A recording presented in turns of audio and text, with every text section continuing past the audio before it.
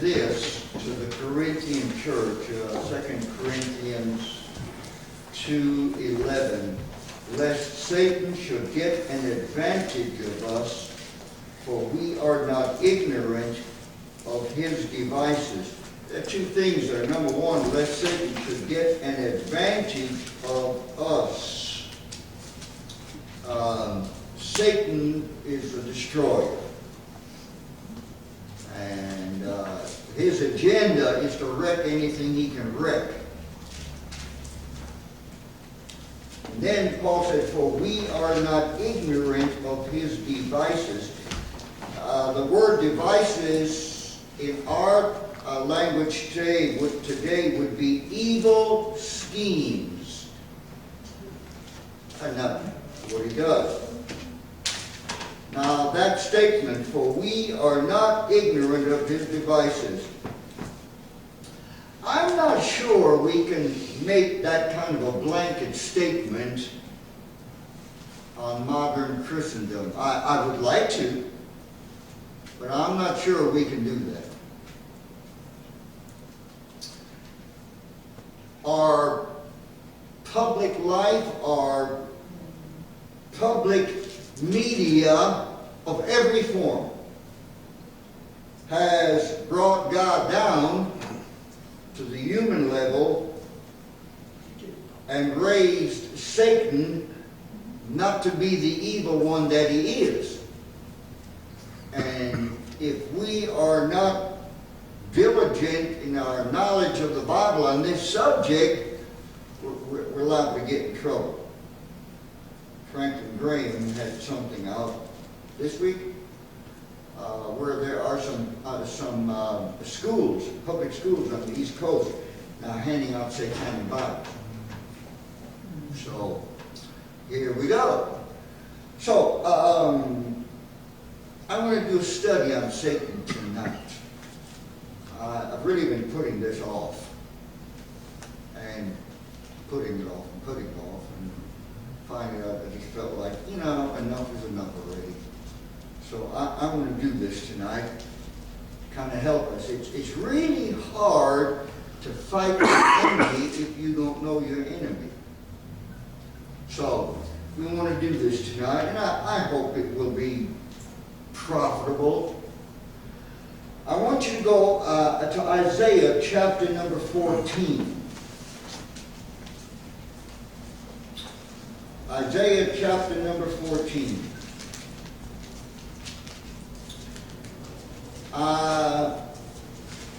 This is a very comprehensive and deep and multi-faceted little portion of Scripture, verse 12. Verse 12 through the next few verses. Here we're talking about Satan. We're also talking about Nebuchadnezzar and the Babylonian Empire. And that flows into all Gentile kingdoms and all Gentile leaders and all Gentile governments, and finally flows over into the Antichrist.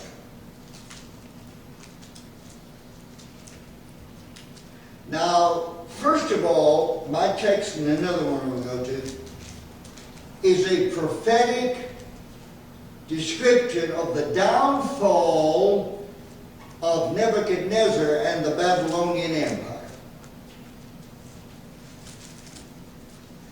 It is also, along with Ezekiel, a description of Satan's kingdom, his origin and his kingdom. So, before we can get into it, let me just say, to think that one 30-minute study is going to answer all your questions and give you all, there's just stuff here that we're going to have to be with the Lord before we understand. But there is a lot of stuff we can understand.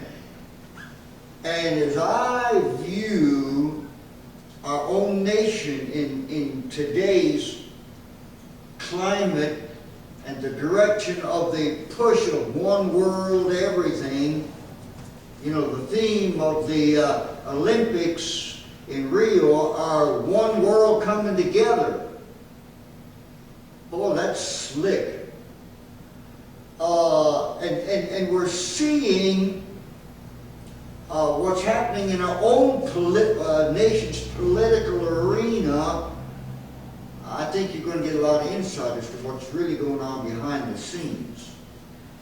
Because what we are seeing is just the surface. We need to look below the surface. So, let's go to Isaiah 14, beginning in verse 12. How art thou fallen, O heaven, from heaven, O Lucifer? So immediately you're going beyond Babylon and Nebuchadnezzar into the destruction. How art thou fallen from heaven, O Lucifer, son of the morning? How art thou cut down to the ground, which did weaken the nation? First of all, let me just read the whole thing, and we'll go back and make a few observations. For thou said in thine heart, I will ascend into heaven, I will exalt my throne above the stars of God. I will sit also upon the mount of the congregation in the sides of the north. I will ascend above the heights of the clouds. I will be like the Most High God. Yet thou shalt be brought down to hell, to the sides of the pit. They that see thee shall ne'er look upon thee, and consider thee, saying, Is this the man that made the earth to tremble, that did shake kingdoms, that made the world as a wilderness, and destroyed the cities thereof, that opened out the house of his prisoners? All of the kings of the nations, even all of them, lie in glory, every one in his own house. But thou art cast out of thy grave like an abominable brand, and as a raiment of those that are slain, thrust through with a sword, that go down to the stones of the pit, as a carcass trodden under feet. First of all, a description of the fall of Satan.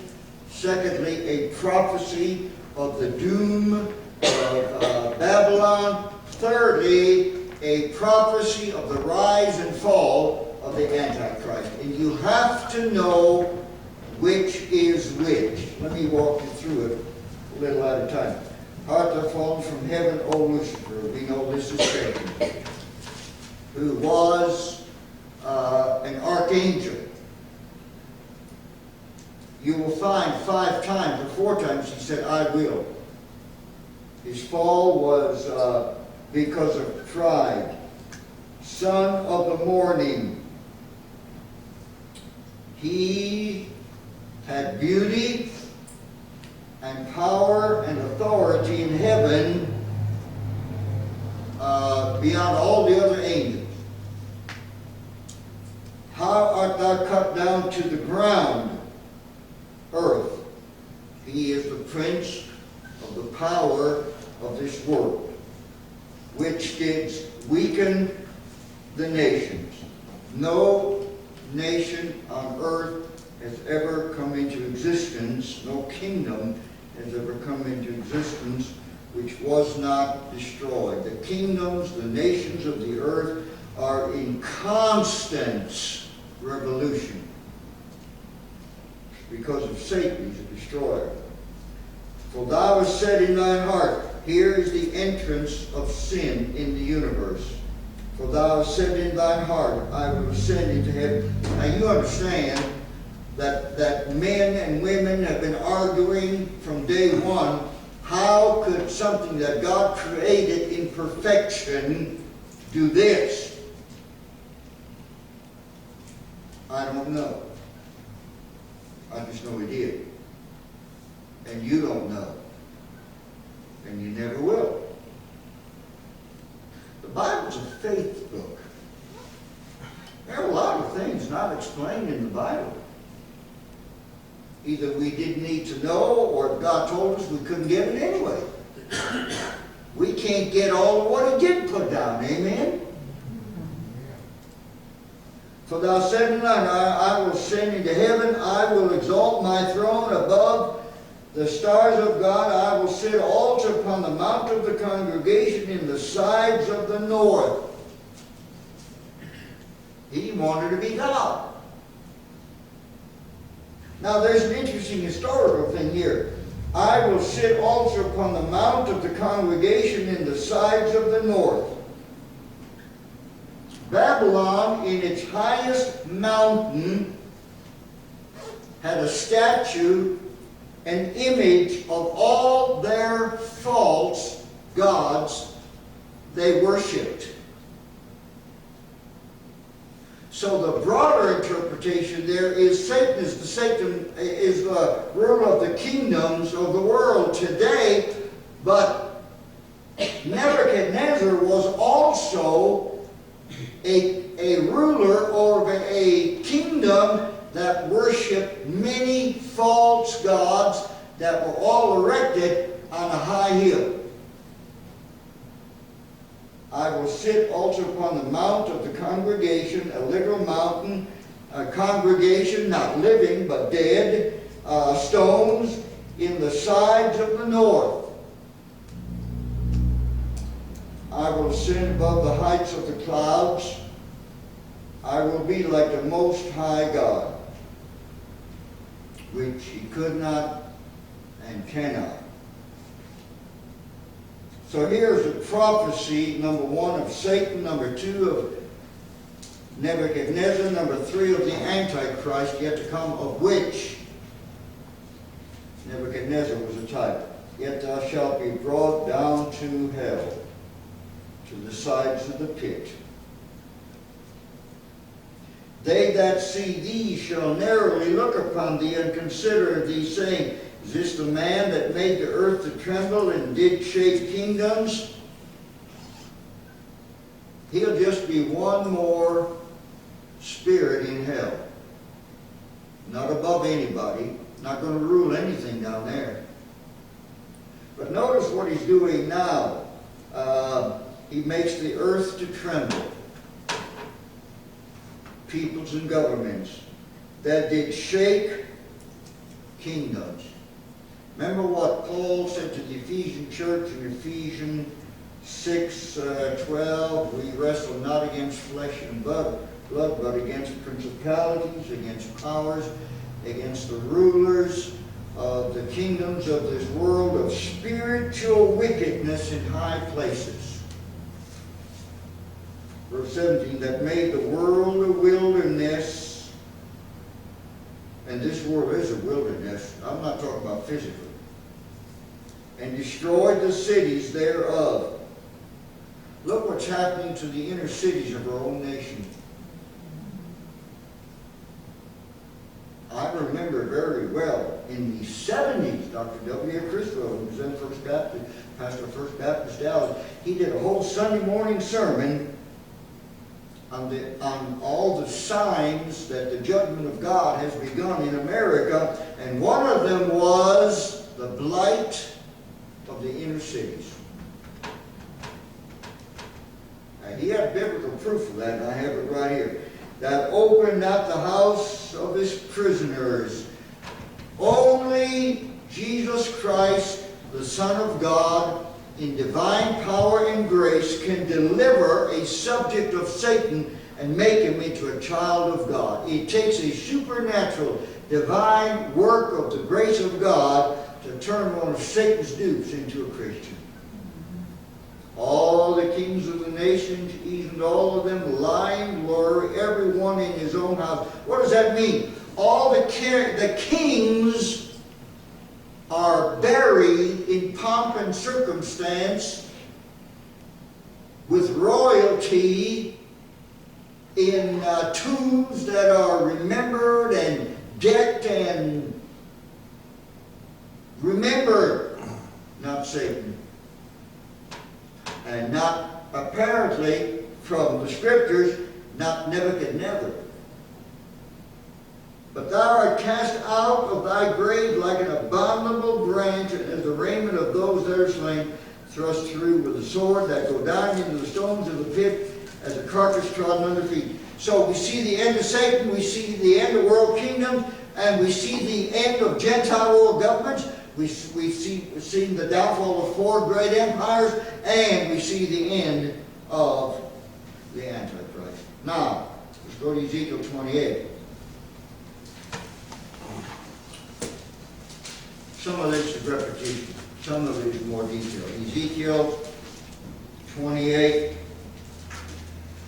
beginning in verse number 12, Ezekiel 28:12. Son of man, take up a lamentation upon the king of Tyrus. Now here's a prophecy of the downfall of Babylon and Nebuchadnezzar. And we just studied that in Daniel just a very little while ago. Now, king of Tyrus. Tyrus was a little town with a lot of ancient history that was in the Babylonian Empire. Tyrus stood for everything that was rich and luxurious. All the rich people lived there, all the gold, all the diamonds, all the power, all the wealth, all the wealthy people. Tyrus, a literal city, represented all that. And say unto him, thus saith the Lord God, now we're going to be talking about Satan again.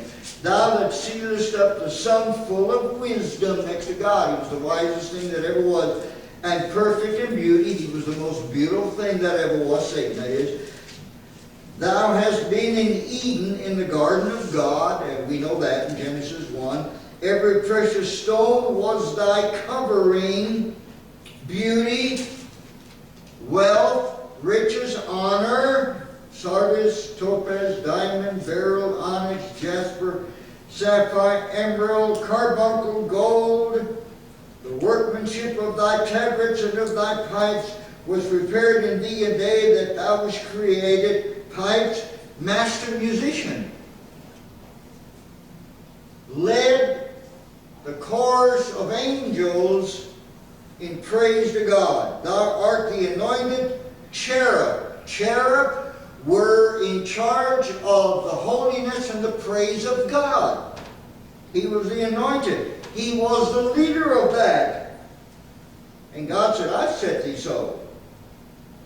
And by the way, to repeat what we did in Daniel 2 weeks ago, God said, I put a leader in, I take him out. God put Nebuchadnezzar in because he said so. God took him out. And those of us that are watching what appears to be a real fiasco of a political process in America. Now let's remember who's going to be the president is going to be ultimately who God said. And a good leader is a blessing from God, says the Bible, and a bad leader is a threatening from God or a curse from God, says the Bible.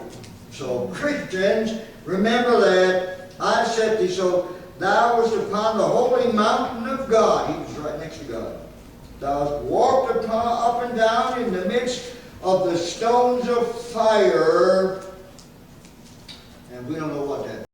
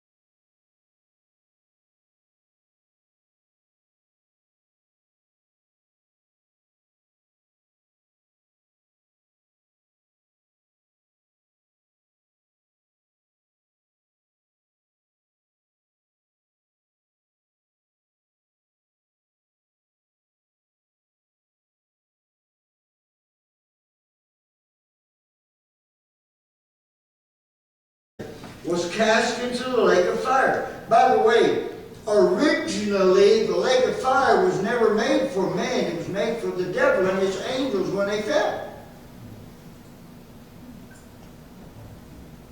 That's what the Bible says. Lake of fire and brimstone. There are a lot of things that are super bad about TV, but you know, there are a lot of things that are great about TV. You can sit in your living room and you can see the world. And even a fallen world has some tremendously beautiful places.